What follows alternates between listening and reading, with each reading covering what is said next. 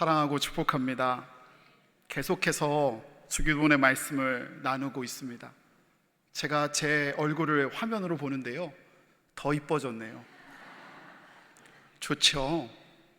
하나님께서 새롭게 하실 줄 믿습니다. 주기도문의 말씀을 계속 나누고 있습니다. 이 시간 바라고 원하는 것은 성령님께서 우리의 마음을 주장하여 주셔서 우리에게 꼭 필요한 은혜를 풍성하게 허락하시고, 또 우리에게 들어야 할 말씀, 깨달아야 할 것들을 깨닫게 하실 줄 믿습니다. 예수님께서 우리에게 친히 가르쳐 주신 주기도문은 이미 말씀드렸던 것처럼 총 6개의 기도 제목으로 이루어져 있습니다. 그리고 지난 시간까지 우리는 먼저 하나님에 관해서, 하나님을 위해서 3가지 기도에 대해서 나눴습니다. 아버지의 이름이 거룩히 여김을 받으시오며, 또 아버지의 나라가 임하시오며, 아버지의 뜻이 하늘에서 이루어진 것 같이 땅에서도 이루어지이다. 아멘. 맞아요. 정말 맞는 말이에요. 우리의 기도는 이처럼 먼저 하나님 나라, 하나님의 의, 하나님의 이름을 구하여야 하는 것이 맞습니다. 그런데요, 눈여겨보아야 할 것은 하나님의 의를 구하고서 기도가 끝나는 것이 아니더라고요. 거기서 끝나는 것이 아니라 그 뒤에 우리를 향한 간구가 계속되고 있다는 사실을 우리가 주목해서 보아야 합니다. 오늘 본문 말씀의 주기도문도 마찬가지입니다. 하나님을 영광을 돌리는 하나님의 의를, 하나님의 나라를 구하는 기도 후에 끝나는 것이 아니라 계속해서 우리를 위한 3가지 간구가 이어지고 있습니다. 그 첫 번째 간구, 오늘 우리가 살펴볼 텐데요, 먼저 오늘 우리가 나눌 기도, 이 기도가 우리의 기도로 고백하며 우리 함께 읽기를 소원합니다. 우리 함께 읽습니다. 시작. 오늘 우리에게 일용할 양식을 주시옵고. 아멘. 오늘 우리에게 일용할 양식을 주시옵고. 이 기도문에서 일용할, 이 단어는요, 헬라어 에피우시오스입니다. 시작부터 어렵게 시작하면 어떡해요, 목사님? 이렇게 하실 수 있어요. 근데 중요한데 한번 들어보세요. 이 단어는요, 성경을 복원하고 번역하는 학자들을 꽤나 괴롭혔던 단어입니다. 그 이유는요, 이 단어가 성경에 단 2번만 등장합니다. 사실 이 2번도 거의 같은 상황 가운데 등장하는 것이니 한 번 등장했다 해도 틀린 말이 아닐 것입니다. 게다가 성경 외에 다른 당시의 문헌에서도 이 단어가 등장하지 않았기 때문에 성경을 복원하는 학자들, 번역하는 학자들 입장에서는 이 뜻을 정확하게 확정 지을 수가 없었습니다.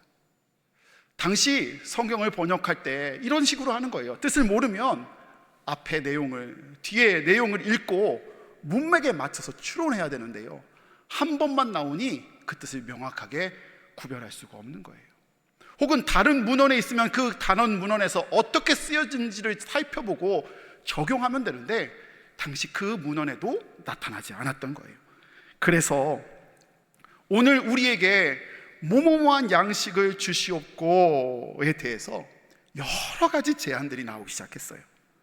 예수님께서 하나님께 구하라고 하신 것이니 대부분의 학자들과 목사님들은요, 이 가로 안에 대단한 혹은 특별한 영적인 것이라고 생각했던 거예요.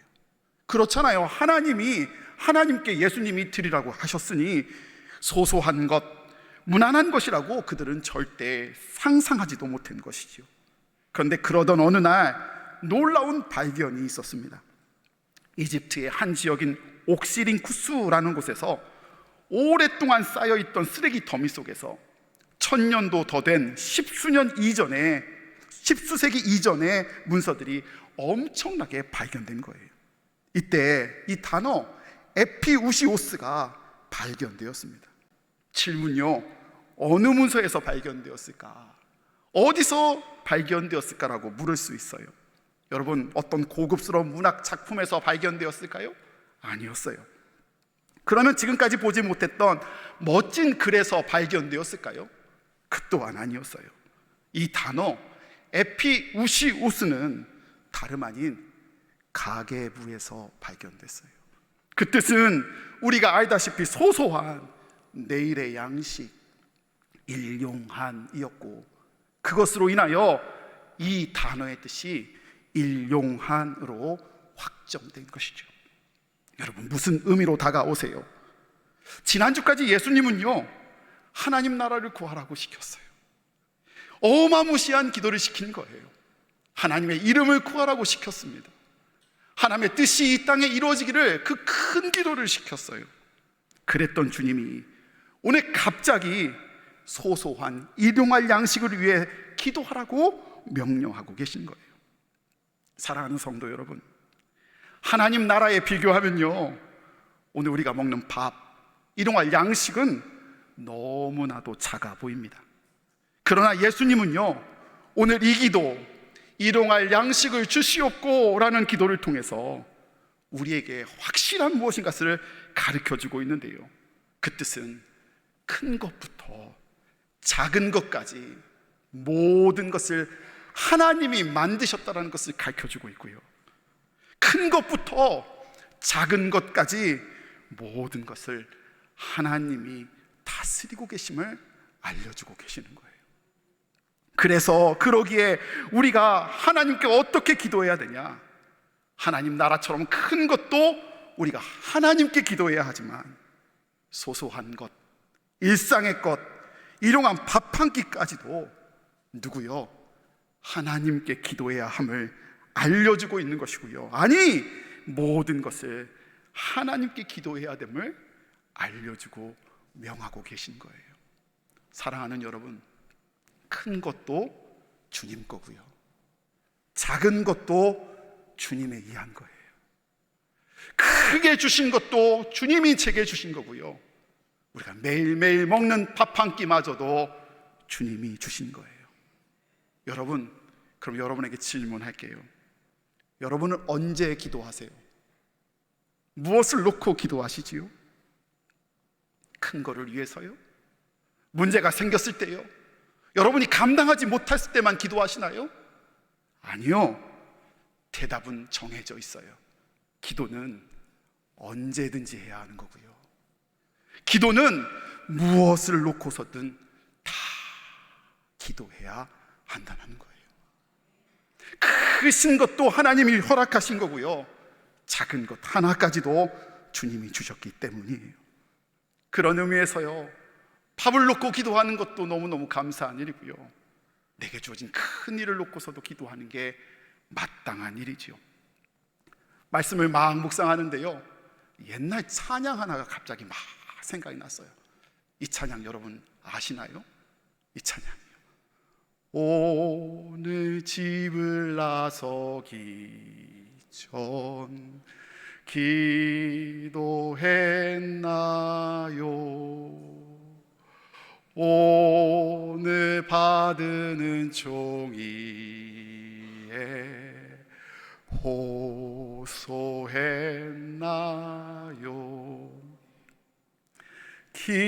기도는 우리의 안식 빛으로 인도하리. 앞이 캄캄할 때 기도 잊지 마세요. 아멘. 아멘입니까? 오늘 우리가 먹는 밥도 주님이 주신 거고요, 오늘 자녀와의 관계도 주님에게 매여 있는 거고요, 오늘 가정의 문제도 주님에게 속한 것이고요, 나라의 문제 그리고 세계의 문제도 다 주님에게 속해 있어요. 그래서 큰 하나님 나라부터 작은 일용할 양식까지 주님은 낱낱이 매일 우리에게 기도하라고 명하고 계신 거예요. 저와 여러분이 그 기도가 우리의 기도 되시기를 예수님 이름으로 축원을 드립니다. 오늘 본문 말씀에 그런데 또 하나 놓치지 말아야 할 단어가 있어요. 바로 오늘이라는 단어예요. 오늘 우리에게 일용할 양식을 주시옵고, 이 오늘이라는 단어는요, 우리가 살펴봤던 일용할과 더불어 우리가 하나님께 날마다 일용할 양식을 구해야 함을 알려주고 있어요. 그렇지요?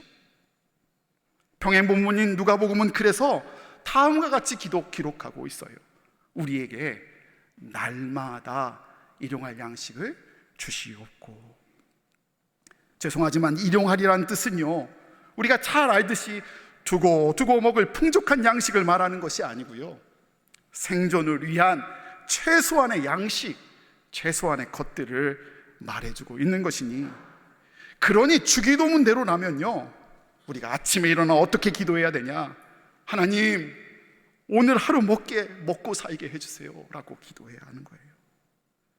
저는 그렇게 기도하면서 이런 질문이 들었어요. 하나님 능력 많으신 분이시잖아요. 하나님 우리를 사랑하시는 분이시잖아요.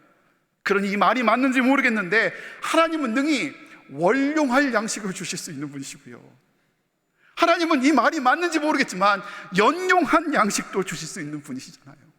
한 번 주실 때 그렇게 확 주시면 얼마나 감사해요. 아니, 구하지 않아도 풍족한 양식을 그냥 주실 수 있는 분이 우리 하나님이시잖아요. 그런데 왜 그런 주님께서 우리에게 날마다 일용할 양식을 당신에게 이렇게 구하라고 하셨을까? 여러분, 지금 마음 가운데 있는 생각이 그거 아니에요? 일 안 하고 좋을 텐데. 이렇게 하시는 데는요, 이렇게 하게 하시는 것은요, 주님의 분명한 의도가 있더라고요. 출애굽기에 보면 어떤 마실 것도 없는, 어떤 먹을 것도 없이 아무것도 없는 광야에서요, 하나님은 이스라엘 백성에게 40년 동안 매일같이 만나를 허락해 주셨어요. 매일 허락해 주셨으니 은혜이잖아요. 그런데 주님이 이스라엘 백성에게 거신 조건이 하나 있었어요. 그것은 매일 아침 딱 그날에 일용한 것만 거두게 하셨어요. 그리고요, 안식일 전날에는 딱 이틀분만 거두게 하셨어요. 주기도문처럼 날마다 일용할 양식을 구하라고 하신 거예요. 그런데 어떤 사람은 그 불안함 때문에, 어떤 사람들은 두려움 때문에, 아니 남들보다 더 거둬주고 싶어서 안식일 아침에 나간 사람도 있었고요, 그날 더 많이 거둔 사람도 있었어요. 하나님을 온전히 믿지 못하고 순종하지 못한 것이지요. 일용할 양식을 구하는 기도에 대한 목적, 그 목적을요, 그들을 향한 야단, 그들을 향한 지적을 통해서, 하나님의 지적을 통해서 우리는 알게 돼요. 우리 함께 출애굽기 16장 27절과 28절 말씀을 볼 텐데요, 우리 함께 읽겠습니다. 제가 27절을 읽고 28절의 말씀은 함께 읽도록 하겠습니다. 모세가 이렇게 말하였는데도 백성 가운데서 어떤 사람은 이렛날에도 그것을 거두러 나갔다. 그러나 아무도 얻지 못하였다. 그때에 주님께서 모세에게 말씀하셨다. 너희가 언제까지 나의 명령과 나의 지시를 지키지 않으려느냐. 아멘.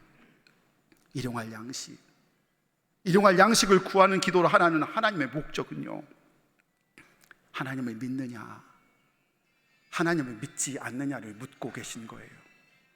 하나님의 말씀 가운데 있느냐, 하나님 말씀 가운데 있지 않느냐를 묻고 계신 거예요. 일용할 양식을 위해 기도하는 것은요, 우리를 불안하고 두렵게 하기 위한 것이 아니라, 모든 것이, 우리에게 허락된 모든 것이 하나님 주신 것을 우리의 입술을 통해서 고백되길 원하시는 하나님의 목적이 있으시고요, 더 정확히 말하면 우리의 목적이 빵에 있을 때에, 그 빵에 있을 때에도 하나님의 목적은 우리의 삶과 함께 있다라는 것을 알게 해줘요. 어떤 목사님이 제게 해주셨던 말씀이에요. 여러분, 전 몰랐는데 바닷속에 고래가 있잖아요. 가장 큰 포유류 고래. 이 고래는요, 우리처럼 숨을 쉬지 않고 한 번 쉬면 한참 있다가 숨을 쉴 수 있대요. 아셨어요? 저만 모르던 거 아니지요? 한 번 물 위에서 숨을 쉬고 나면 바다 밑에 깊이 갔다 있다가 안 쉬고 있다가 한참 있다가 숨 쉴 수 있대요. 여러분, 그 목사님 뭐라고 하셨냐면, 하나님은 고래처럼 인간의 만물의 영장인 우리도 만드실 수 있는 분이시라는 거예요. 그러니까 우리도요, 한 시간에 한 번씩 귀찮으니까 숨 쉬면 되잖아요. 한 번 쉬고 한참 생각나면 그때 한 번 쉬고, 한 번 쉬고 한참 생각하면, 그러면 얼마나 편해요. 근데 주님은요, 몇 초마다 우리에게 숨쉬게 하셨다는 거예요. 근데 목사님 뭘 하시냐면, 이 사실이 너무너무 감사하시대요. 매 순간을 숨 쉬지 않으면 이 영혼이 살 수 없는 것을 알기에 매 순간 사랑하시는 하나님께 사귀면서 나갈 수 있기에 내 연약함이, 내 매 초 매 순간을 숨 쉴 수 있는 게 내게 복이요 하나님을 사귈 수 있는 온전한 도구라고 목사님 말씀하시는 걸 들은 적이 있어요. 하나님은요, 우리가 빵을 목적 삼고 있는 순간에도 우리와 사귀기를 간절히 원하셨던 거죠. 여러분, 얼마 전에 제가 우연히 드라마 한 편을 보았어요. 오해하지 마세요. 저 드라마 열심히 안 봐요. 그런데요, 분명한 건 제가 그때 확실히 알았어요. 확실히 나 목사 맞구나. 드라마를 봐도 영화를 봐도 늘 설교 생각만 해요. 직업병 같아요. 내용은 이래요. 한 양반 남자가 한 여종을 겁탈했어요. 그리고 그 여종에게 모든 죄를 뒤집어 씌운 모함하는 장면이에요. 이 억울한 상황을 보고서요, 그 모습을 보고 왕비가 등장합니다. 그 내용 이어지는데요, 잠깐 보시죠. 누명이라니요. 도련님께서 저를 겁탈하셨질 않습니까? 아직도 정신을 못 차렸구나. 뭐 들하느냐?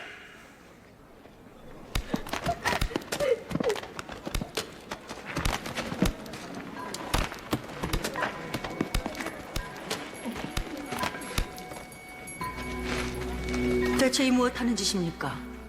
분명히 방자한 여종을 가르치는 중이니 상관 말고 가던 길이나 가시지요.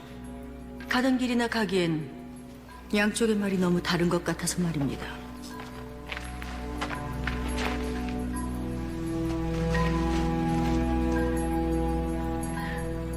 겁탈을 당했다는 것이 사실이냐? 천연이 여기 계시다간 다치십니다. 전 괜찮으니 어서 가시지요. 나도 괜찮다. 내게 바짝 붙거라.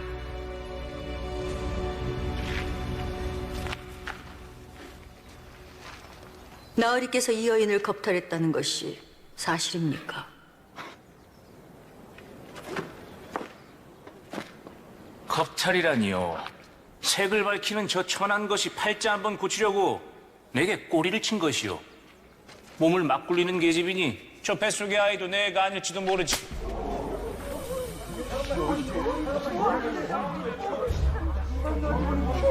내일이라 내 몸에 손을 대느니라. 그래, 되었다. 여인을 겁탈한 것으로도 모자라 음해하고 모욕하고 또 다른 가해를 저지르고 있지 않느냐. 이년이 미쳤나? 뭐들 하느냐? 멈춰라! 좀 봐봐. 괜찮으시옵니까? 죽좀 봐봐.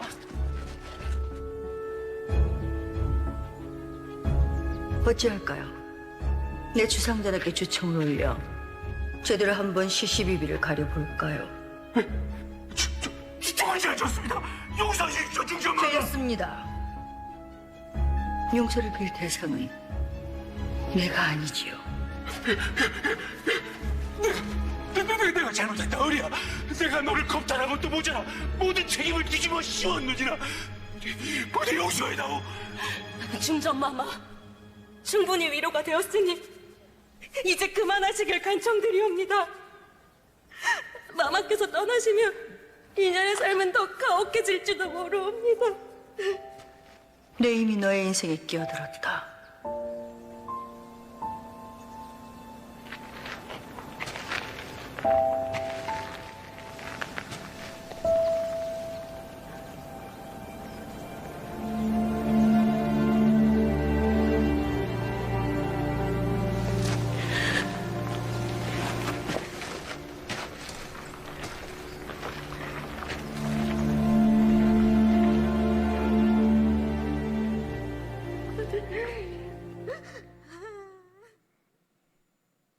잘 보셨습니까?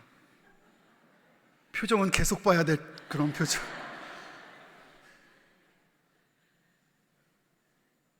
여종이 이야기합니다. 충분히 위로를 받았으니 떠나가 달라고 말입니다. 여종이 이렇게 또 말합니다.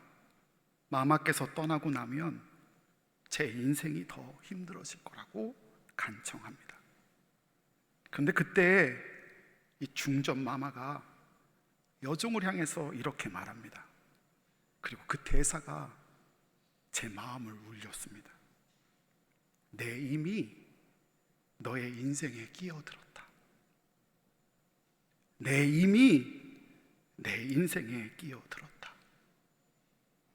그거면 충분한 거 아닙니까? 그것으로 독촉한 것 아닙니까? 상처받고 어려움 있지만 창조주 주님이, 우리 주님이 내 인생 가운데 끼어드셨다면 그것으로 족한 것 아닙니까? 당신 떠나가고 나시면 내 인생 더 힘들 수 있습니다 라고 말하고 있는 우리에게, 아니 내 힘이 내 인생에 끼어들었어 라고 말씀하시는 주님, 그 주님의 음성이 트라우마를 보고 있는데 제 마음 가운데 찾아왔습니다. 사랑하는 성도 여러분, 초월자가 완전하시고 전능하신 하나님이 이미 우리 인생에 끼어들어 계십니다. 개입하신다고 말씀하시고요, 책임지신다고 말씀하십니다. 그냥 전능함만 멋지게 보이는 하나님이 아니시라, 개입하시더라도 크고 놀라운 일들에만 개입하시는 하나님이 아니라, 그리고 떠나버리시는 주님이 아니라, 그 전능자가 기꺼이 우리 가운데 오셔서 아무도 돌보지 않는 우리를 향하여 가장 하찮아 보이는 우리들의 밥, 일용할 양식, 그것까지도 관심 갖고 개입하고 계시다는 그 말, 그 이야기가 바로 오늘 우리에게 일용할 양식을 주시옵고를 가리키고 계시는 예수님의 말씀입니다.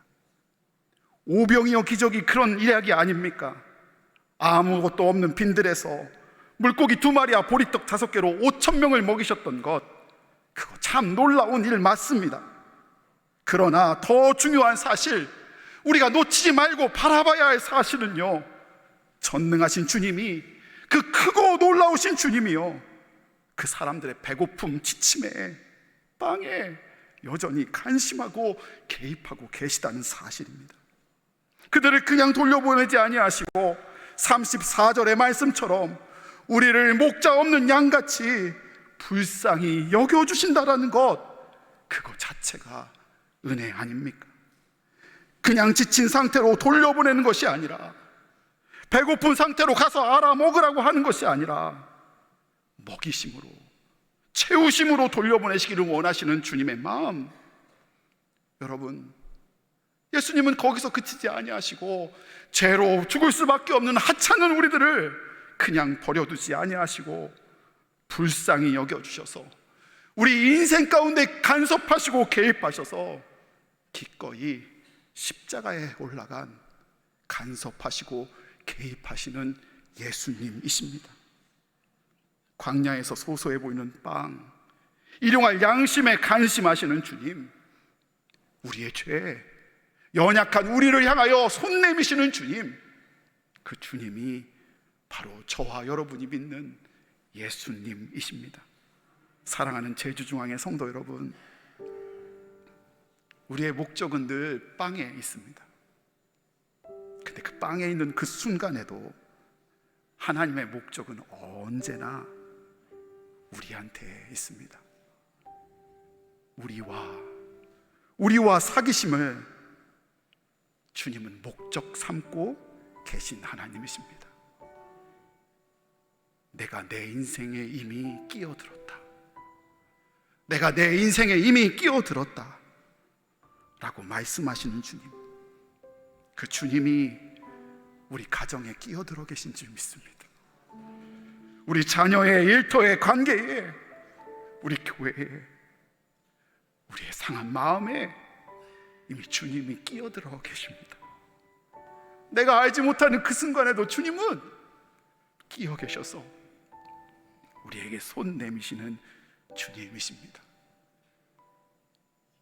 여종이 중전마마의 손을 잡았을 때 그것으로 족했던 것처럼 오늘 우리가 기도하며 예배 가운데 하나님의 손을 붙잡을 때에, 일용할 양식을 구하며 기도하며 나아갈 때에 그것으로 족한 은혜가 우리에게 있을 줄 믿습니다. 우리 시간에 고백하며 또 결단하며 찬양하며 나아가길 원합니다.